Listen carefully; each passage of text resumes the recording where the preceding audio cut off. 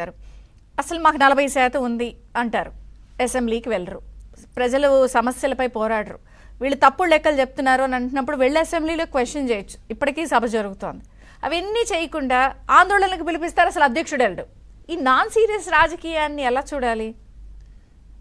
40% vote bank అని చెప్తున్నాడు. ఇప్పుడు అందరూ చెప్తారు, వాళ్ళందరూ ఇప్పుడు 8 నెలల్లో కూటమి ప్రభుత్వం 8% ఓట్ బ్యాంక్ పెంచుకుంది. 65% మన ఎమ్మెల్సీ 57% నుంచి 65% వాళ్ళకి పెరిగాయంటే అది కూడా ఇందాక జవహర్ గారు చెప్తూ అది ఈవీఎంలు కాదు, అది బ్యాలెట్ ద్వారా ఈ పట్టభద్రుల ఎన్నికల్లో అంటే 8% ఓట్ బ్యాంక్ అతను కోల్పోయాడు. అంటే నెలకి 1% డ్రాప్ అనమాట. ఈ 40% ఓట్ బ్యాంక్ ఇంకా ఎన్న నాళ్ళలో అతను కోల్పోతాడు. ఈ రకంగా అతను పార్టీని ఇచ్చేస్తే ఇవాళ జగన్మోహన్ రెడ్డి 3 ఆందోళనలో దేనిలోనూ పాల్గొనలేదన్నారే, రేపొద్దున అమరావతి మీద ఒక ఆందోళన చేస్తాడు.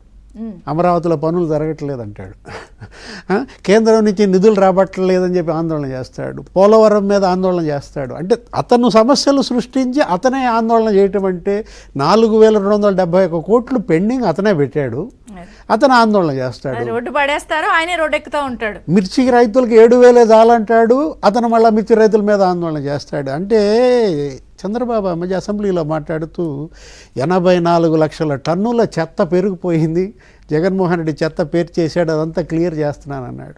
మరి ఇంకెన్నాళ్ళు పట్టుద్దో ఈ చెత్త క్లియర్ చేయడానికి కూటమి ప్రభుత్వానికి? జవహర్ గారే చెప్పాలా?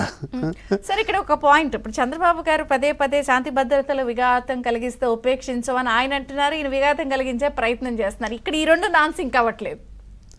అంటే ఇవాళ శాంతి భద్రతలు ముఖ్యం. ఎందుకని? ఆంధ్రప్రదేశ్ చాలా క్లిష్ట పరిస్థితుల్లో ఉంది. ఒకవైపు పెట్టుబడులు రాబట్టుకుంటోంది, కేంద్రం నుంచి నిధులు తెస్తోంది, అమరావతి, పోలవరం, అటు గ్రీన్ ఎనర్జీ హబ్గా విశాఖపట్నం, మొత్తం 13 జిల్లాలు నీకు ఉమ్మడి రాష్ట్రాల్లో ఇన్ని పనులు జరుగుతున్న నేపథ్యంలో లా అండ్ ఆర్డర్ ముఖ్యం. అందుకే ఇవాళ కూటమి ప్రభుత్వం కూడా ఈ రౌడీలు, ఈ గ్యాంగులు, ఈ బ్లేడ్ బ్యాచ్లు, చెడ్డీ బ్యాచ్లు వీళ్ళందరిపైన కూడా ఒక కన్నేసి ఉంచాలి. కుట్రలు ఇంకా రెడీగా ఉన్నాయి కాబట్టి మొన్న అసెంబ్లీలో కూడా అదే చర్చ జరిగింది. అప్రమత్తంగా ఉండాలంటూ ఆ వివేక హత్య కేసు గురించి కూడా మాట్లాడిన పరిస్థితుల్లో మీరు బాధితులే, నేను బాధితుడినే అంటూ డిప్యూటీ స్పీకర్తో ఆయన అనడం, జనమంతా బాధితులే అంటాం. ఏదైనా క్రైమ్ లో ఇన్నోవేషన్స్ వస్తాయి, కేర్ఫుల్ అంటున్నారు. మన శాంతిప్రసాద్ గారిని అభినందించాలి. ఎందుకంటే రేపు రాబోయే పిఠాపురం జనసేన సభలో చెత్త కూడా వాళ్ళే తొలగించేస్తారంట. ఏది ఆ ప్లీనరీకి పెట్టే ఫ్లెక్సీలు అవన్నీ కూడా వాళ్ళే శుభ్రం చేస్తారు. దానికి ఒక కమిటీ కూడా ఏర్పాటు చేశారు, ఉదయ్ శ్రీనివాస్ ఆధ్వర్యంలో అనుకుంటాను. అది కదా ఇవాళ ఇన్నోవేషన్ అంటే. బాధ్యత, సామాజిక బాధ్యత ఇవాళ పవన్ కళ్యాణ్ ఎలా చూపిస్తున్నాడు, పోరాట పటిమ ఎలా చూపిస్తున్నాడు, అది జగన్మోహన్ రెడ్డి ఎలా కోల్పోయాడు.